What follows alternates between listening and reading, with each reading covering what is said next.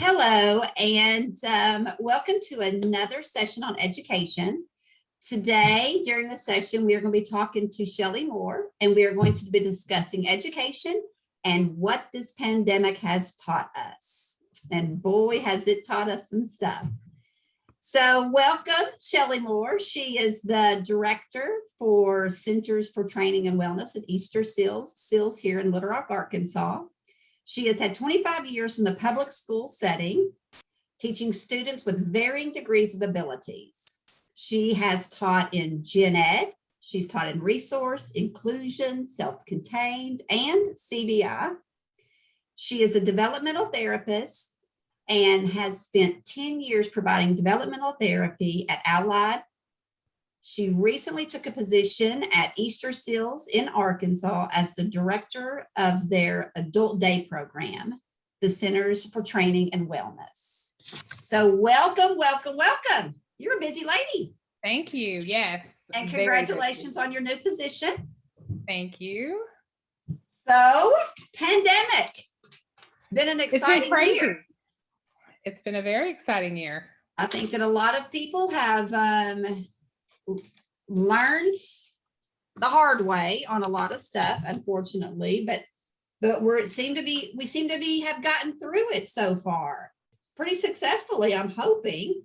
I hear good stories, I hear nightmare stories, but I think that I think that we're all trying to figure it out together. So when you are talking about virtual learning, what do you see? What do you like to see? What does it look like in the classroom or outside the classroom, shall I say? Well, virtual learning is something we all learned together. When we had to go on lockdown in March, it was crazy. Nobody really knew what it was going to look like and what it should look like. There was, we were all inventing the wheel. And so it seems like now that we've finally gotten a hold on it and figured some things out, we're going to go mostly back to, to the traditional learning. But, virtual learning, it's so exciting to see all the things that we can do through virtual learning, all the different platforms that have kind of stepped up and given us some different ways of teaching and resources to teach. And so, obviously, virtual learning happens like online through interaction, with your teachers and even with peers. And when we went back to school in the fall, I was able to find a good blend in the learning. I had a class that was completely online and a class that was completely in class. And I just found a good blend to just blend those two together. And so I had every student had 30 or 45 minutes every single day where it was just me and the student. And we talked, we got to know each other. The big thing about virtual learning is, am I going to have a relationship with my teacher? Am I going to have a relationship with any of my peers? And that was kind of the big scary thing, because a lot of times every year you move to a different building, you move to a different teacher, and what is that going to look like? And so, I found that having that 30 or 45 minutes every day where we could just look at each other, talk to each other, get to know each other, go over some things that they may have been struggling with, or some things that their parents were struggling with, really made a big difference in our learning environment, and helped me to make a relationship. I think relationships are really important, in the classroom and outside the classroom. And if you don't have that relationship, you really miss out on a whole lot of learning. Yeah, I didn't even think about that piece. Because I have talked to many parents, and it seems like it's just the education, and we forget about the relationship with the teachers, the relationships with the other students. Mm-hmm. So were y'all able to do some Zoom classes together where all of the kids were on together? Did you see that actually worked? Yes, I actually had a read aloud every day. And I was in the high school setting, this last school year. So we read aloud in high school too. My daughter even loves to listen to a read aloud in her English class. So we had a read aloud every day, put the online students on the big screen, the camera so that it was faced to the class so that all they could see each other.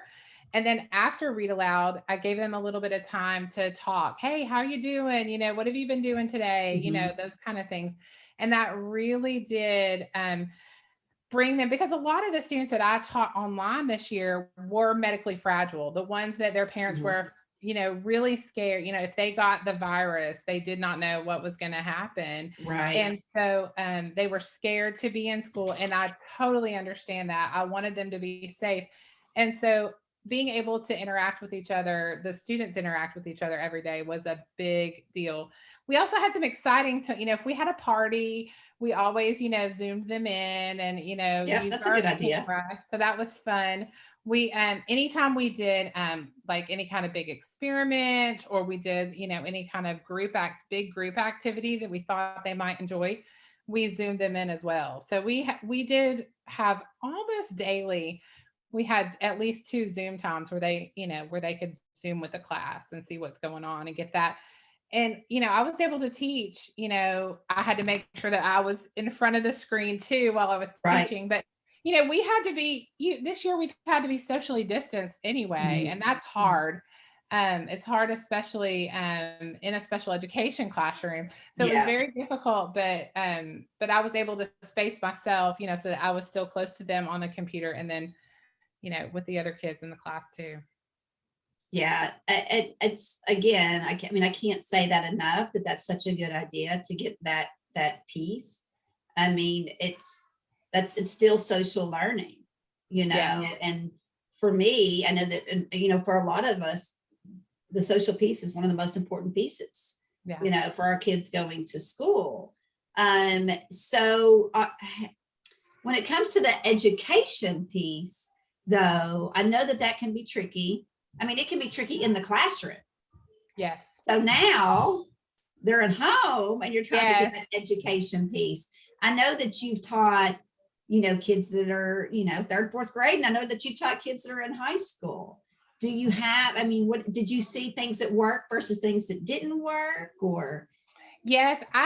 So I sent home kind of like what the week was going to look like for educational stuff. So all of my lessons, basically a lesson plan sheet that I sent to each family each week, the Friday before, and they were able to look and see exactly what they would be responsible for, throughout the week. And then I uploaded.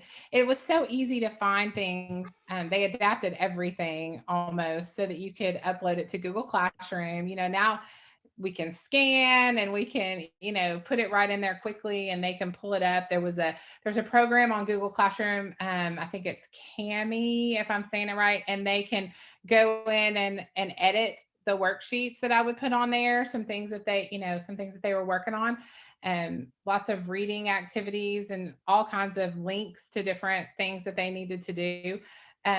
That was very, Google Classroom is kind of where it's at right now. Everybody uses Google Classroom, and I didn't use it as much in my classroom until the pandemic, and then I was like, oh gosh, how am I going to get this out to everybody?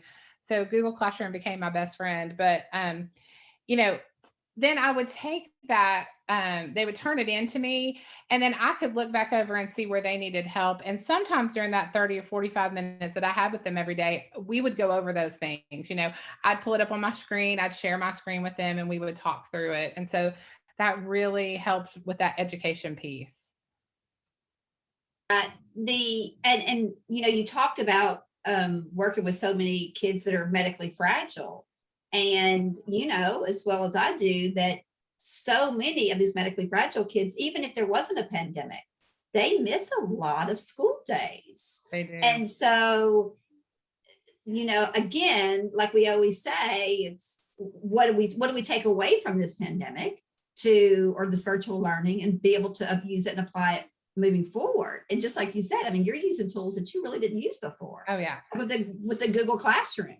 And so now, how much is this going to help these kids when they have to be out for 2 weeks or a month even, it's not going to hinder their education. Exactly. This has really changed the world of education. There's a lot of bad things about the pandemic, and I know, lots of people sick, lots of families hurting, but I mean, when it comes to education, we've learned a lot. We've had to step it up. We've had to figure out how to make things work. And I think, even having to, a lot of times kids were, they were quarantined, because they had a close contact with somebody. I know even my daughter was quarantined a few times, and so that virtual learning kicks in, when you don't miss that education, when it's already in place, when you have the online stuff in place. And, a lot of the school districts are, they're handing out hotspots, and everybody has, Chromebooks and different things tablets that they can take home and work. And that has been game changer. I don't think we would have never gotten to that point if we weren't pushed to do that. And so I think that really has made a difference, and it will continue to make a difference. I don't think education will ever be the same again.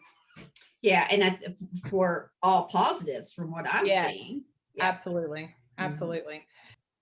Yeah, we really have learned a lot on virtual learning. And like you said, I think that it's making better teachers, better students. I think I think the students especially a lot of students are, tapping into a lot of resources that we weren't using before, So if you what do you have tips or programs that you have used as a teacher that you will use moving forward, or programs that you've had students use that you will continue to use moving forward? I know we've had our own, here with, I've got an 11-year-old and a 9-year-old, so yeah. And we're using things I just didn't think of before, and now we're doing it for fun and they enjoy it, and it's educational. Absolutely. Some tips that I have for anyone who might be trying to do online school, I would say making sure that you have a quiet place to work with few distractions is very important. Making sure that parents check on the progress of their students. I know you can set up a thing in Google Classroom. It'll tell you, what they're missing, what they need to do, the assignments, things like that. I think letting them do some things at home, like as my dog gets in, sorry, you may have to stop. That's fine. Okay, so hey, this is what virtual world looks like. I know, right? Doing some different cooking activities, laundry activities, things like that. So I've seen a lot of my daughter is 16 and she isn't good at doing laundry. So I think that's, some of those activities are just as important sometimes as our academic stuff. Hey, you can get a great math lesson out of baking a cake. I know. Yes, exactly. 100%. Some online resources that I've used. We like to use YouTube for lots and lots of things. I found some great read alouds, some great lessons. There's some TED Talks. You can also look up TED Talks for kids. We were talking earlier about highlights for kids, as always has some good things. I've used Mystery Science. I love the Mystery Science. Answers a lot of questions. It answered a lot of questions about the pandemic in a way that the kids could understand.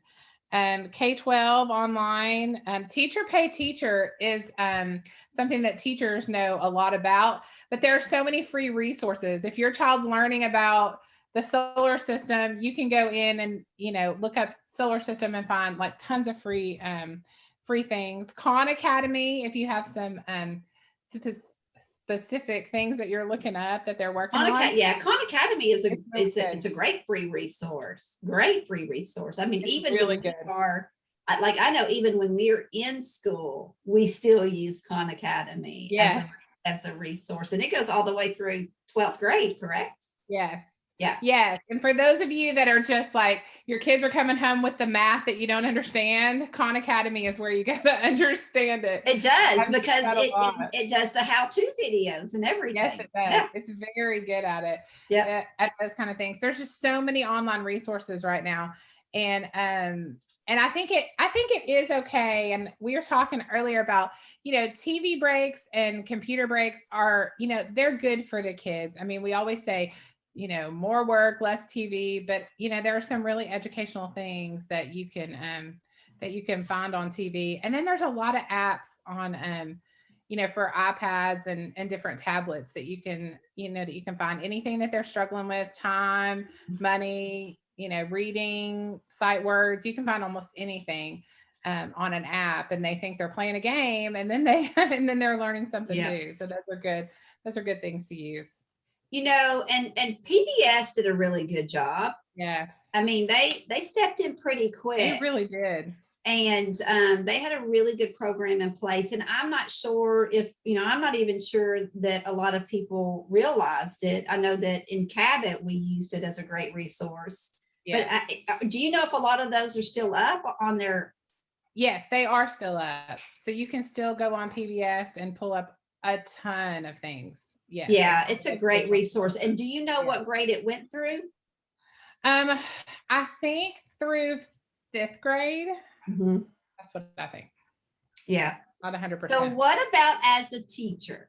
Because, it's interesting. One thing that you said earlier that kind of overwhelmed me just hearing you say it out loud was that you had in school students and you had virtual students. Yes.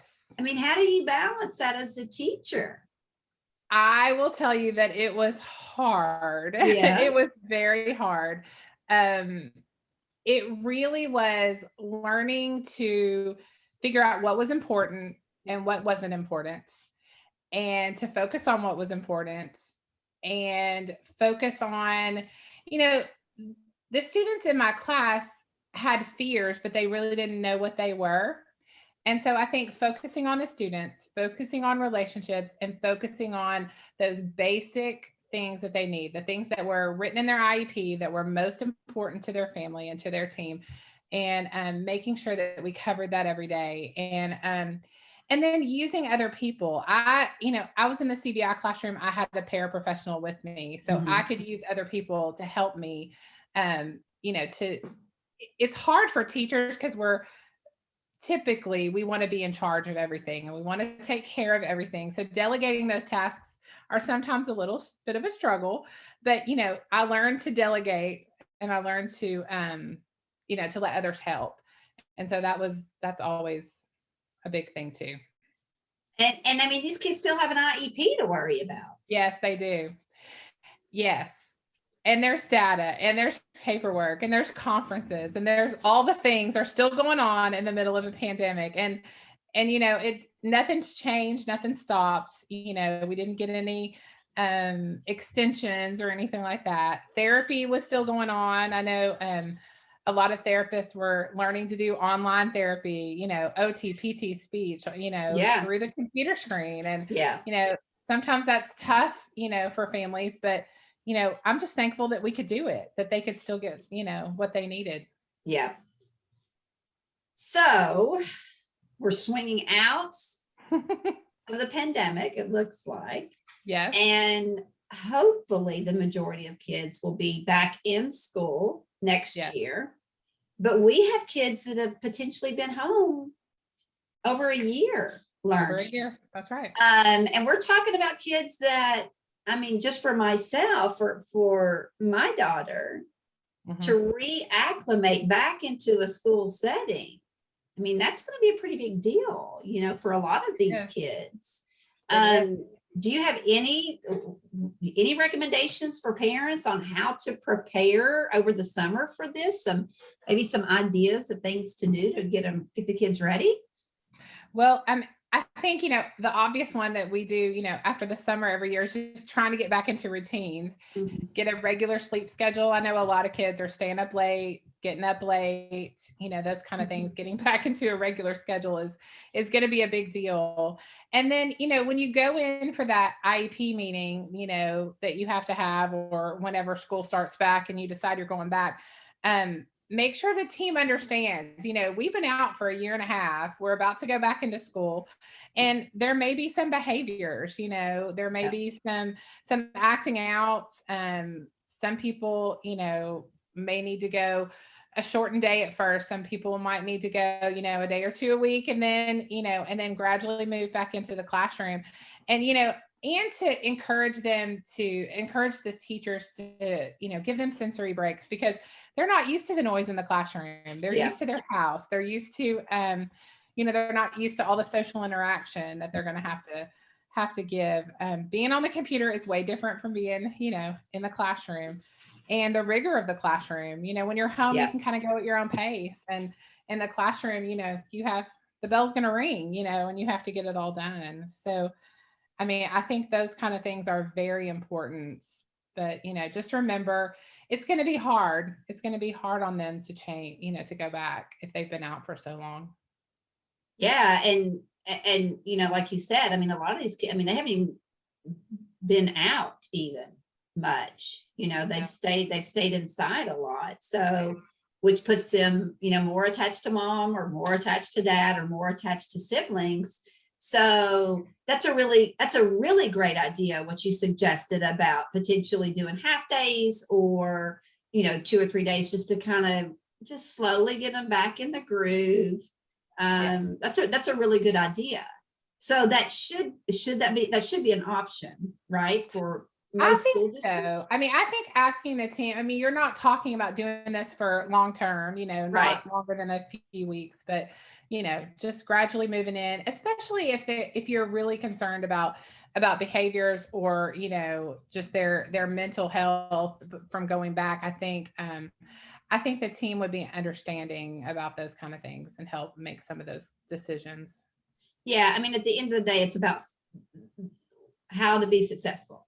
That's right. How to get back in, and how to support them so that they can be successful in the classroom.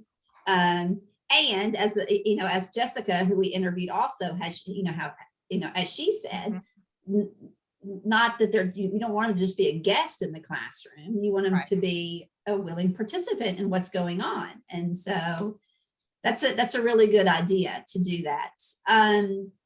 So we talked a lot about the medically fragile kids, and I know that I have friends that their kids are medically fragile, and their kids still aren't back in school for good reason. There is a good reason for concern. So I want to talk a little bit. We haven't gotten to really talk much about the kids that are in the medically fragile rooms, that tend to be, I know in Cabot, these kids tend to be in the CBI class, the kids that are medically fragile. For just to help protect them a lot more from, multiple kids. So can you give us a little bit more? I know sometimes CBI gets, sometimes it gets a bad rap. Sometimes, like I have always said, don't look at the name above the door, walk in and meet the people that are going to be educating your children. So you have spent many, many years in the CBI classroom. So can you talk to us a little bit more let's talk about CBI in, early education. Let's start there. Okay. Well, I have definitely been the teacher who has been sitting in the classroom at open house when a parent walks in crying because their child is going to be in CBI. And, most, people who are teaching CBI, most of the time are teaching CBI because they want to be teaching CBI. They love the kids. They want to see growth. They want to see change. And our goal is for them to reach their potential, just like it is a parent's goal is for their child to reach their potential. So I feel like CBI, in the elementary level, we're teaching reading, we're teaching math, we're teaching, all those basic skills. We're teaching them routines, and how to sit in a classroom, and how to listen and pay attention, and those kind of things. And so we are, at the very elementary level, we are working on those basic skills that everybody needs. We're just going at a different pace, doing it in a smaller classroom, doing it in smaller increments.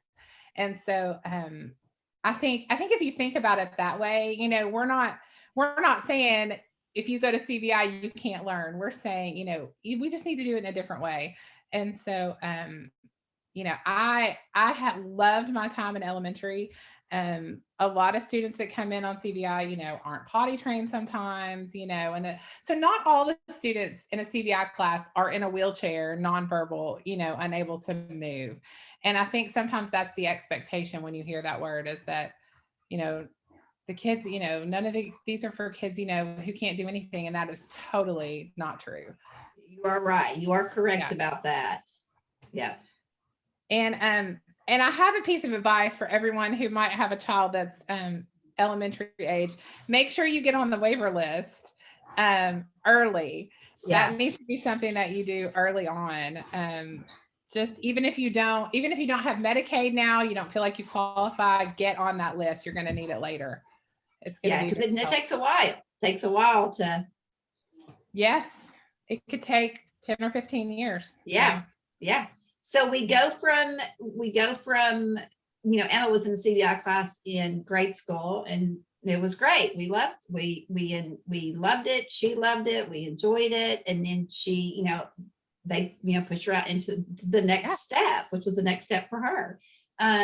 So then let's talk CBI at like junior high school level, and what does that look like? What are some things that people need to know, parents need to know?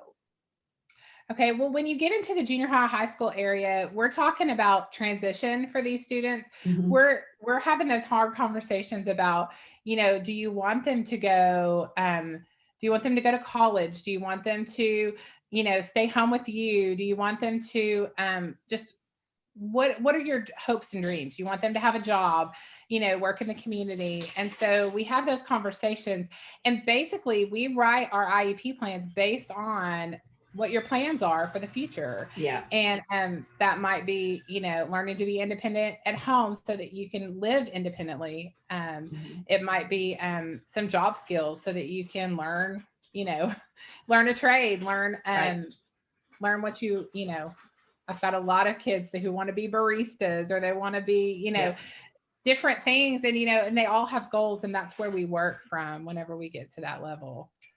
So, and a lot of these kids will turn 18 while they're in high school, correct? Yes. Yes. Is there things that we need to know as parents, 17 versus 18 or 16 versus 18?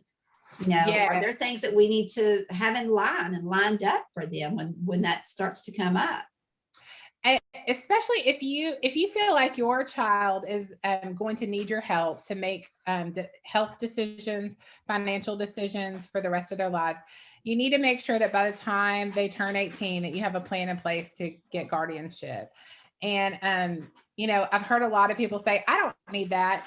But if you've ever been with anyone who's 18 and taken them to the doctor, your moms are not allowed anymore. You know what I mean? Right. They sign for themselves, and it doesn't matter if they have a disability or not. They're going to sign for themselves if you don't have guardianship.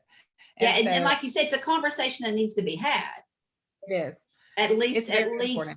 Look at, what does that mean? I do know that there is another part that we are having a session regarding guardianship and what that looks like. But I mean, I do hear that a lot from the teachers, that this is something that really needs to be on the radar. It does. Like, don't wait until they're about to turn 18. Like, right. I mean, even when they're at 17, the conversation should have already started, correct? Yes, absolutely. At what age do you feel like you need to start talking about it right now? Don't tell me 9. Please. No, not 9. I mean, we start talking to parents about 15, 16. We start about the guardianship, talking about the guardianship. And then, yes, because it's, it's something that you do have to think. Nobody likes to think about, what if something happens to me? What's going to happen to my kids? All of those things. I mean, I don't like to think about that either. And so, but it's so important. It's so important, especially if we know that they're going to need support for their, for different things. It's, even if it's financial support, you've got to have guardianship in order to, to do that. Yes, I know that. I mean, even raising typical kids, just, right. I mean, right. They come a certain age and you're not allowed to talk to their doctors anymore unless they're present to help you. Okay, I think we had a little bit of a hiccup. We froze up, but fortunately we didn't lose everything. So we were talking about guardianship. We were talking about, virtual learning. We've covered so much. And I do want to say one last thing before we do wrap this up, Shelly, is, we talk a lot about our medically fragile kids, and I'm afraid that I don't want to say I'm afraid, but I do think that a lot of these kids may not go back to school next year. It may be working better at home for them. It may be a safer place for them at home next year. So let's talk about that. Let's talk about how do we keep these kids from falling through the cracks? Yes. And I think, if virtual learning is what you need for your family, if that's what you need, what's best for your child based on their medical needs, or, just your family in general, I feel like one of the biggest things that we need to remember is that every child has an IEP. That IEP is specifically designed for your child. And I feel like everything that happens during the school year should revolve around that IEP. You should have, you should have instruction and activities and, all the things that you need in order to, to make progress on those goals and objectives that you have written. And I think if you, if you look at what's going on and you see, this is not working, I'm not getting what I need. Basically, I'm just, looking at these websites all day long. It's not really meeting my needs. Then I think pushing for your child's needs to be met is very important. Have a call for a conference. If you don't know who to call, talk to your child's teacher, talk to the principal at the school if you can't get anywhere. But, by law, we still have to follow these IEPs, whether you're at home or you're at school. There's no, there's no option. That's what special education is about. And so if you have concerns about that, if you don't feel like you're getting, what you need to meet your child's needs, it is important to have a conference with the team and figure out, what can we do to help? And, a lot of times for our students, especially our most medically fragile, they need a lot of assistance. And these things aren't, it's not going to be easy. Virtual learning is not easy. It's not easy for the teachers. We'd rather have them in class. It's much easier when we have all of our things, to work within. But and I understand that it's not easy for the parents, when you have to put in that extra effort and things. So understand that, it is going to be hard on both sides. We're all going to have to give a little, we're all going to have to take a little. And so just making sure that you have things in place that are, helping you meet the needs of your child is very important. And the parents are their voice. That's right. They are their voice. That's right. But you're right. I mean, I do think that we've just gone through a year of survival out of so many parents and the kids, that they're just trying to survive the moment, because you've got parents that are having to work from home now, or, everybody is surviving, and they're still surviving. Because even with the vaccine, there's still kids that may not go back because it's just too big of a risk. And so I do really want people to hear you when you do say that, push for that IEP and, push for your kids' rights, and make sure that they are getting everything that they deserve, including their therapies, because they should be getting all of their therapies online still too, correct? Yes. You should be getting your therapies. There's telemedicine. You can do teletherapy. There's all different ways. You should be able to get everything that's spelled out in the IEP through your computer screen. So, or there should be some other options. So, I know it's tough. It's tough for teachers, but we've had a year. We've learned a lot, and you are your child's best advocate. You know what they need, and and do your best to get what they need. So if a parent or a teacher doesn't feel like they're getting what they need from their school district, do you have, what are some options for them? Who do you feel that they could contact? Maybe, I don't know. What do you think? Well, as a teacher, and part of it too, if you're a young teacher, a new teacher, it's a little bit harder than someone who's more seasoned, because you don't want to push the envelope. But talk to your assistant principal, talk to your principals first. See what they can do to help you. I've never had a principal say, "I'm not going to help you. I don't care."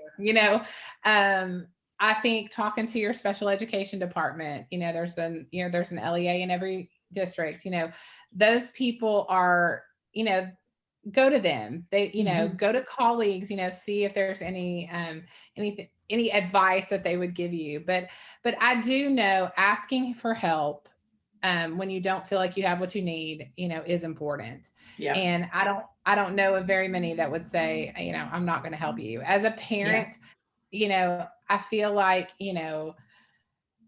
same thing, go to your teacher, and then move your way up. Sometimes the teacher just doesn't know what you need. She doesn't know that it's not working, if you don't tell her or him.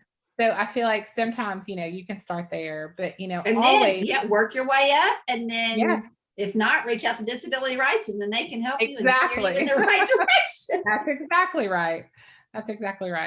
Well, I can't thank you enough. I appreciate all that you've done, all that you continue to do, and your just years of service to our community.